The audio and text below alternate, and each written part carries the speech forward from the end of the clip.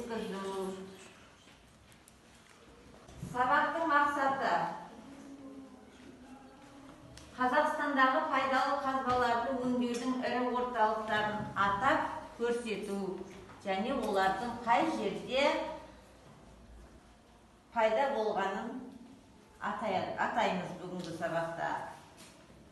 Не балалар? Ал енді біз өзіміз осы Қазақстан Республикамыздағы пайдалы қазбалар кен орындарын білеміз, я? Біздің Қазақстан Республикасының жер көлемі үлкен, 2,7 миллион шаршы шақырым жерді алып жатыр.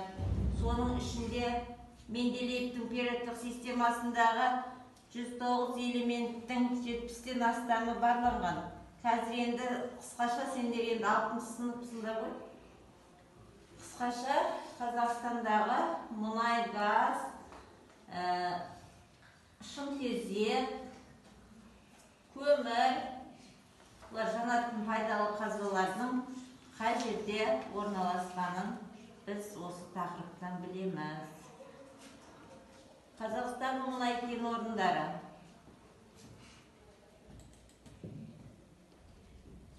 Қазақстандағы шикізат саласы бұл бірден-бір. Қазақстанның көптеген түрлері бар. Мысалға мұнай, көмір, мыс, темір, алтын,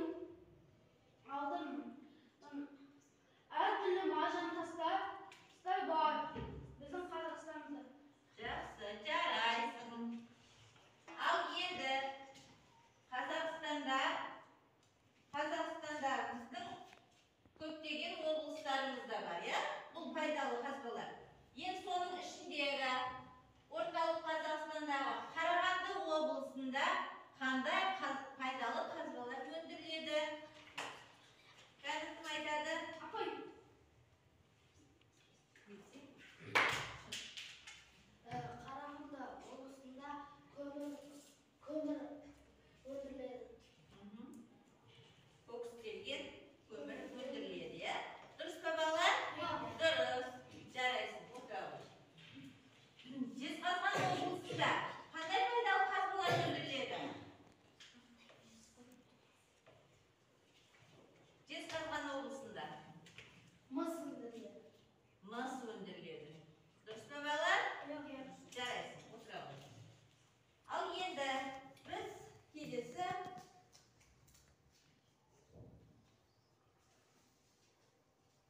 оқулықпен танысамыз. Алдымыздағы кешегі өткен сабақпенен жаңа сабақты байланыстырамыз.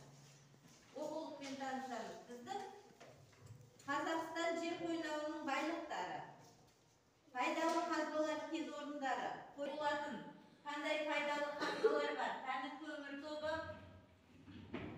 тауда және жазықта кездесетін қандай пайдалы қазбалар бар? Мұнай газ тобы. Екі топ дәптерге жазамыз, оқулықпен жұмыс жасаймыз. Қазақстанның аймақтарында пайдалы қазбалардың өңдеудің ірі орталықтарын табайықшы. Қазақстан аймақтарының ірі орталықтары Батыс Қазақстанда Атырау, Ақтөбе,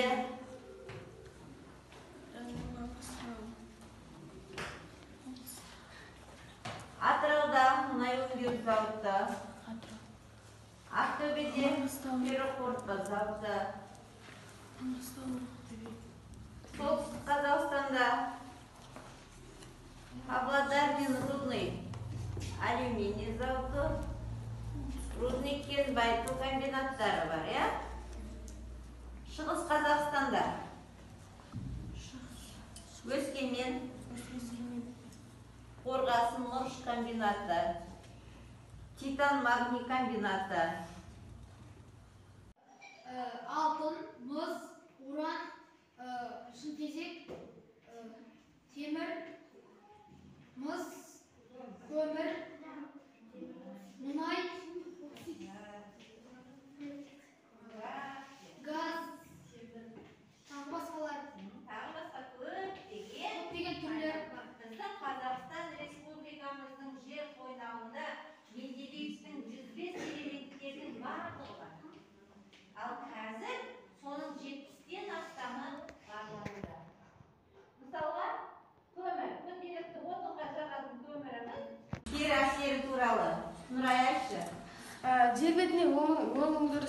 топырақты және жануарларды ауа райды ластайды. Атмосфераны ластайды. Пайдалы қазбалар бір шыққан соң экологиядан біржолата жойылмайды. Ластанған соң біржолата жойылмайды. Олар Қазақстанның пайдалы қазбаларын өндіруі ол жануарлардың жойылуына және де топырақтардың құнарланбауына және де келіп соғады, атмосфераны ластайды.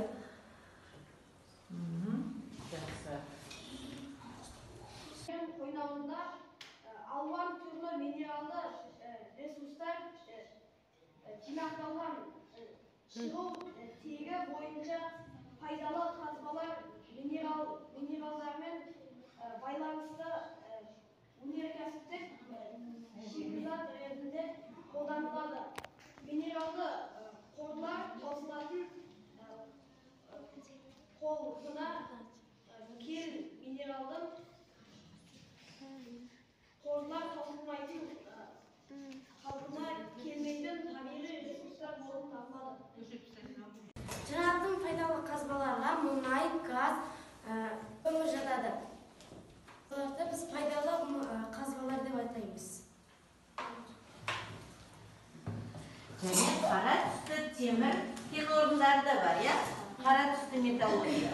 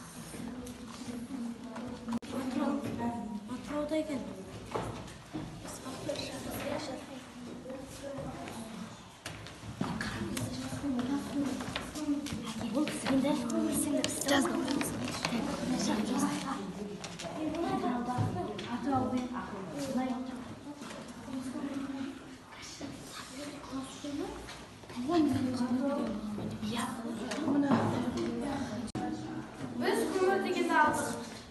Қоңыр көмір, тас көмір, көк сірге көмір және шұбаркөл көмір. Қоңыр көмір құз жолында, ал тас көмір Екібастұзда, көк сірге көмір Қарағандыда, шұбаркөл деген көмір Қарағандыда.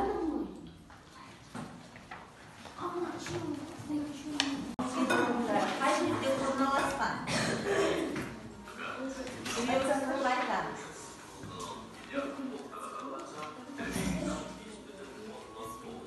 Жанатын пайдалы қазбалар ол біріншісі көмір, екіншісі газ, үшіншісі мұнай. Пайдалы қазбаларға жатады екен, е? Жезқазғанда темір, Соколов Сарыбайда көмір, Қарағанды кен орындарында. Жақсы. Тағы да қосарларыңыз бар ма? Кім қосады?